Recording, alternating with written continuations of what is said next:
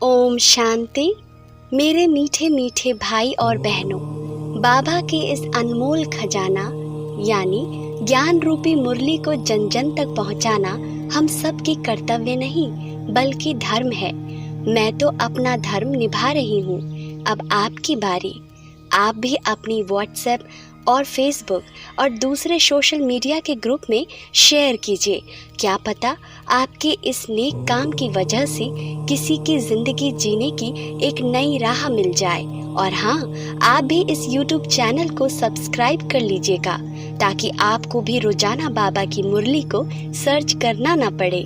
शिव बाबा की अमृत वर्षा हम सब पर ऐसे ही बरसते रहे। अब सुनते हैं आज की मुरली। ओम शांति। 7 दिसंबर 2021। बाबा के महावाक्य। मीठे बच्चे, दिल वाला बाप आया है तुम बच्चों की दिल लेने, इसलिए साफ दिल बनो। प्रश्न: सतयुगी पद का मदार मुख्य किस बात पर है? उत्तर: पवित्रता पर। मुख्य है ही पवित्रता।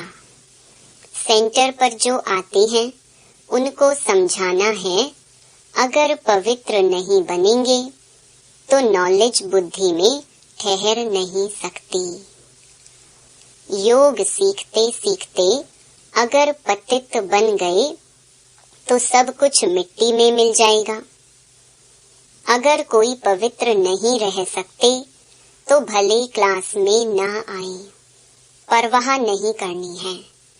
जो जितना पढ़ेंगे पवित्र बनेंगे, उतना धनवान बनेंगे।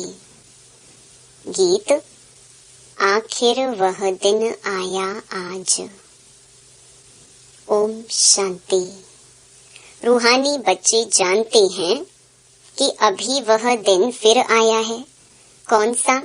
यह तो सिर्फ तुम बच्चे ही जानते हो कि भारत में फिर से स्वर्ग के आदि सनातन देवी देवता धर्म की स्थापना हो रही है, अर्थात लक्ष्मी नारायण का राज्य स्थापन हो रहा है। तो बच्चों को कितनी खुशी होनी चाहिए। जिस पतित पावन बाप को हम पुकारते हैं वह आया हुआ है।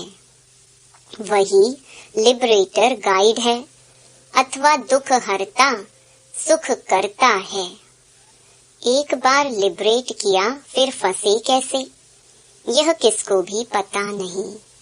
ऐसे पत्थर बुद्धि मनुष्यों को समझाने में कितनी मेहनत लगती है। ड्यूटी भी देखो कैसी रखी है। मूत पलीती कपड़ों को आकर साफ करो। आत्मा और शरीर दोनों पवित्र तो देवताओं के ही हैं। रावण राज्य में शरीर तो किसका पवित्र हो न सके, शरीर तो पतित है ही। इन सब बातों को कोई जानते ही नहीं। करके आत्मा कुछ पवित्र है तो प्रभाव निकलता है, परंतु फिर भी पतित तो बनना ही है ना। बेहद का बाप पतित पावन आकर कहते हैं, यह 5 विकार शैतान हैं, इनको छोड़ो। अगर मेरी नहीं मानेंगे तो तुमको धर्मराज तंग करेंगे। तुम ऑलमाइटी अथॉरिटी का कहना नहीं मानते हो तो धर्मराज बहुत कड़ी सजा देंगे। बाप आया है पावन बनाने। तुम जानते हो हम ही पावन देवी देवता थे, अब हम पतित बने हैं, तो अब फट से वह छोड़ देना चाहिए। देह अभिमान भी शैतान की मत है, वह भी छोड़ना पड़े। पहले नंबर का जो विकार है वह भी छोड़ना पड़े। वह दिन भी आएगा जो बाप के साथ इस सभा में कोई पतित बैठ नहीं सकता, किसको भी अलाउ नहीं करेंगे। मूत पलीती को निकालो बाहर। इंद्र सभा में आने नहीं देंगे। फिर भल कोई कितना भी करोड़पति हो व क्या हो, सभा में आ न सके। बाहर में भल उनको समझाया जाता है, परंतु बाप की सभा में अलाउ नहीं किया जाता है। अभी अलाउ किया जाता है भीति के लिए, फिर नहीं। अभी भी बाबा सुनते हैं, कोई पतित आकर बैठे हैं तो बाबा को अच्छा नहीं लगता है। ऐसे बहुत हैं जो छिपकर आकर बैठते हैं, ऐसे को बहुत सजा खानी पड़ेगी।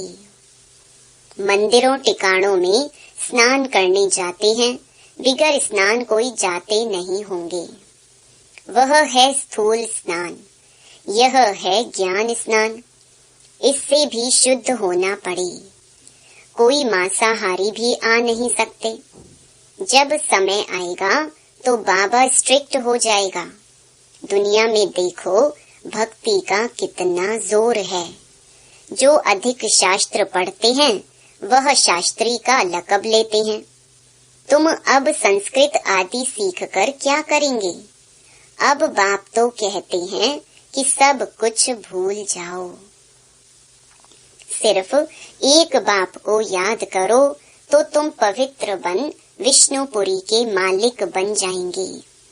जब इस बात को अच्छी रीति समझ जाएंगे तो यह शास्त्र आदि सब भूल जाएंगे। यह जो पढ़ाई पढ़कर बैरिस्टर आदि बनते हैं, उन सब से ऊंच पढ़ाई यह है।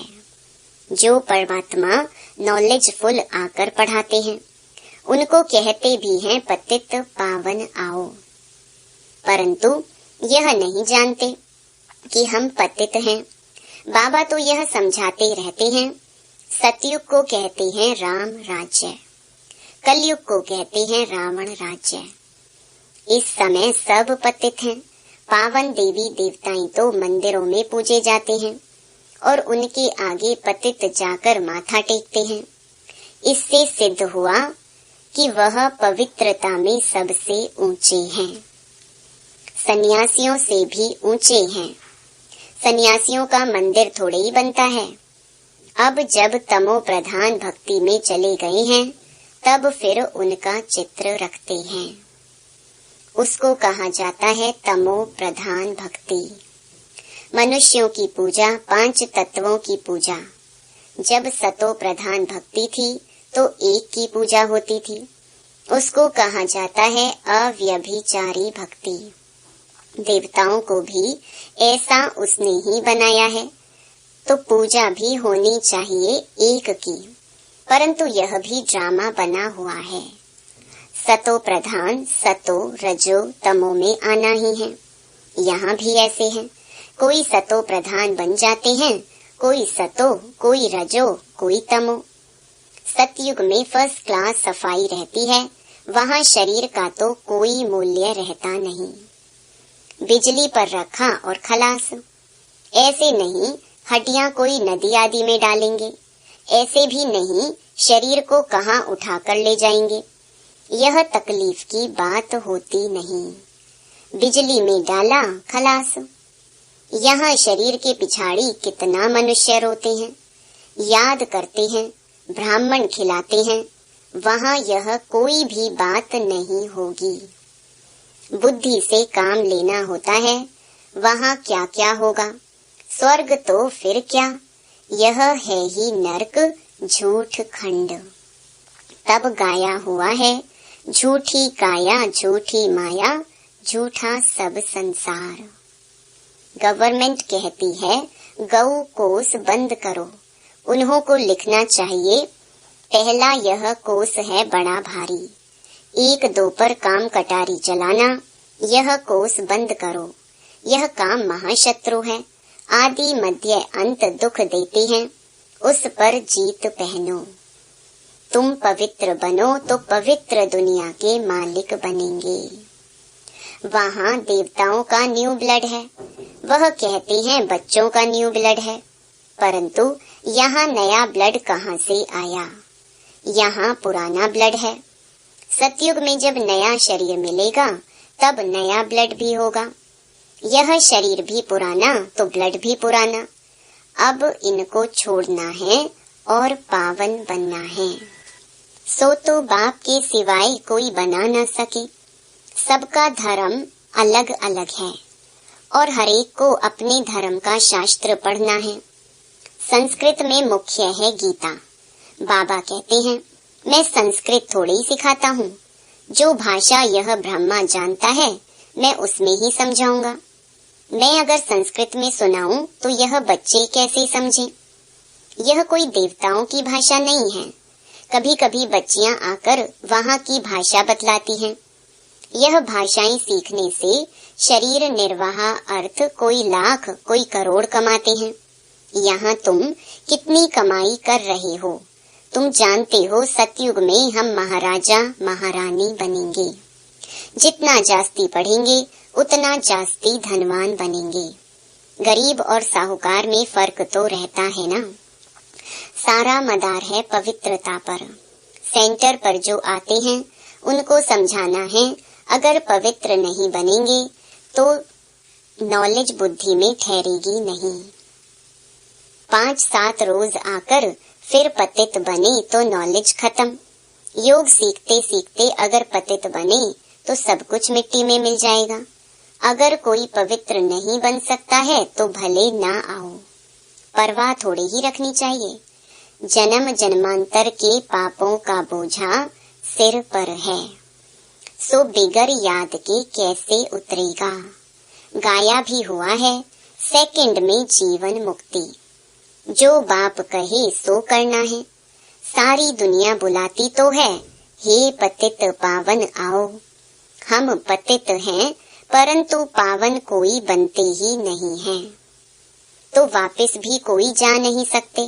वे लोग ब्रह्म को परमात्मा समझ याद करते हैं। यह ज्ञान ही किसको नहीं तो परमात्मा क्या है। ब्रह्म कोई परमात्मा नहीं है, ना ब्रह्म में कोई लीन हो सकता है। फिर भी पुनर्जन्म में तो सबको आना ही है, क्योंकि आत्मा अविनाशी है। वह समझते हैं बुद्ध वापस चला गया, परंतु उसने जो स्थापना की तो जरूर पालना भी करेंगे, नहीं तो पालना तब कौन करेंगे। वह वापस कैसे जा सकते हैं? तुम ऐसे थोड़ी ही कहते हो कि हम मुक्ति में जाकर बैठ जाएं। तुम जानते हो हम अपना धर्म स्थापन कर रहे हैं, फिर पालना भी करेंगे। वह पावन धर्म था, अब पतित बन पड़े हैं। आएंगे भी वही जो इस धर्म के होंगे। यह कलम लग रहा है, सबसे मीठे पे मीठा झाड़ है यह देवी देवता धर्म का। इसकी स्थापना का कार्य हो रहा है।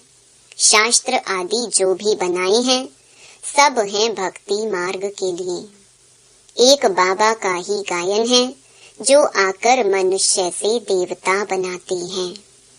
तो ऐसे बनाने वाले बाप को कितना अच्छी रीति याद करना चाहिए। यह भी जानते हैं ड्रामा अनुसार भक्ति मार्ग को भी चलना ही है। वास्तव में सर्व का सद्गति दाता एक है, तो पूजा भी एक की करनी चाहिए। देवी देवता जो सतो प्रधान थे वह 84 जन्म भोग कर तमो प्रधान बने हैं। अब फिर सतो प्रधान बनना है, सो सिवाय बाबा की याद के बन ना सके। न किसी में बनाने की ताकत है सिवाय बाप के। याद भी एक को ही करना है, यह है अव्यभिचारी याद। अनेकों को याद करना यह है व्यभिचारीपना। सबकी आत्मा जानती है कि शिव हमारा बाबा है, इसलिए सब तरफ जहाँ भी देखो शिव को पूजते हैं। देवी देवताओं के आगे भी शिव को रखा है। वास्तव में देवताएं तो पूजा करते नहीं हैं। गायन भी है, दुख में सिमरन सब करें, सुख में करे न कोई। फिर देवताएं पूजा कैसे करेंगे? वह है रॉन्ग। झूठी महिमा थोड़ी ही दिखानी चाहिए। शिव बाबा को जानते ही कहाँ हैं जो याद करें, तो वह चित्र उठा देना चाहिए। बाकी पूजा करने वाले सिंगल ताज वाले दिखाने चाहिए। साधु संत किसको भी लाइट का ताज नहीं है, इसलिए ब्राह्मणों को भी लाइट का ताज नहीं दिखा सकते हैं। जिनका ज्ञान तरफ पूरा ध्यान होगा वह करेक्शन भी करते रहेंगे। अभूल तो कोई बना नहीं है, भूलें होती ही रहती हैं। त्रिमूर्ति का चित्र कितना अच्छा है, यह बाप, यह दादा। बाबा कहते हैं तुम मुझे याद करो तो यह बन जाएंगे। देही अभिमानी बनना है। आत्मा कहती है मेरा सिवाय एक बाप के और किसी में ममत्व नहीं है। हम यहाँ रहते भी शांति धाम और सुख धाम को याद करते हैं। अभी दुख धाम को छोड़ना है, परंतु जब तक हमारा नया घर तैयार हो जाए तब तक पुराने घर में रहना है, नए घर में जाने लायक बनना है। आत्मा पवित्र बन जाएगी तो फिर घर चली जाएगी। कितना सहज है। मूल बात है ही यह समझने की कि परमात्मा कौन है और यह दादा कौन है। बाप इन द्वारा वर्षा देते हैं। बाबा कहते हैं बच्चे मन मना भव, मुझे याद करो तो तुम पावन देवता बन जाएंगे सतयुग में। बाकी सब उस समय मुक्ति धाम में रहते हैं। सभी आत्माओं को शांति धाम में ले जाने वाला बाप ही है कितना सहज। बच्चों को बहुत खुशी होनी चाहिए। दिल बड़ी साफ होनी चाहिए। कहा जाता दिल साफ तो मुराद हासिल। दिल आत्मा में है। सच्चा दिलवर आत्माओं का बाप है। दिल लेने वाला दिल वाला बाप को कहा जाता है। वह आते ही हैं सबकी दिल लेने के लिए। सभी की संगम पर आकर दिल लेते हैं।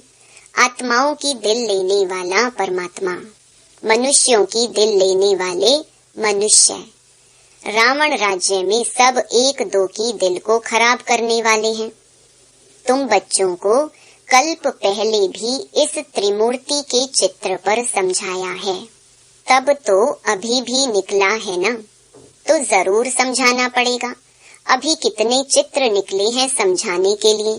सीढ़ी कितनी अच्छी है, फिर भी समझते नहीं। अरे भारतवासी, तुमने ही 84 जन्म लिए हैं। यह अभी अंतिम जन्म है। हम तो शुभ बोलते हैं, तुम ऐसे क्यों कहते हो कि हमने 84 जन्म नहीं लिए हैं? तो तुम स्वर्ग में आएंगे नहीं, फिर भी नरक में आएंगे। स्वर्ग में आने चाहते ही नहीं हैं। भारत ही स्वर्ग बनना है, यह तो हिसाब है समझने का। महारथी अच्छी तरह समझा सकते हैं। सर्विस करने का उल्लास रखना चाहिए। हम जाकर किसको दान दें? धन होगा ही नहीं तो दान देने का ख्याल भी नहीं आएगा। पहले पूछना चाहिए कि क्या आश रखकर आए हो। दर्शन की यहाँ बात नहीं। बेहद बाप से बेहद का सुख लेना है। 2 बाप है ना। बेहद के बाप को सब याद करते हैं। बेहद के बाप से बेहद का वर्षा कैसे मिलता है, सो आकर समझो। यह भी समझने वाले ही समझेंगे। राजाई लेने वाला होगा तो फट समझ जाएगा। यह तो बाप कहते हैं घर बैठे काम काज करते सिर्फ बाबा को याद करो तो याद करने से ही पाप मिट जाएंगे। अच्छा, मीठे मीठे सिकिलधे बच्चों प्रति माता पिता बाप दादा का याद प्यार और गुड मॉर्निंग। रूहानी बाप की रूहानी बच्चों को नमस्ते। धारणा के लिए मुख्य सार। पहला, कभी भी 1-2 की दिल खराब नहीं करनी है। सर्विस करने का उल्लास रखना है। ज्ञान धन है तो दान जरूर करना है। दूसरा, नए घर में चलने के लिए स्वयं को लायक बनाना है। आत्मा को याद के बल से पावन बनाना है। वरदान, स्वस्थिति द्वारा सर्व परिस्थितियों को पार करने वाले निराकारी अलंकारी भव। जो अलंकारी हैं, वे कभी देह अहंकारी नहीं बन सकते। निराकारी और अलंकारी रहना, यही है मन मना भव मध्याजी भव। जब ऐसी स्वस्थिति में सदा स्थित रहते तो सर्व परिस्थितियों को सहज ही पार कर लेते। इससे अनेक पुराने स्वभाव समाप्त हो जाते हैं। स्व में आत्मा का भाव देखने से भाव स्वभाव की बातें समाप्त हो जाती हैं और सामना करने की सर्व शक्तियां स्वयं में आ जाती हैं। स्लोगन: संकल्प का एक कदम आपका तो सहयोग के 1000 कदम बाप के। ओम शांति।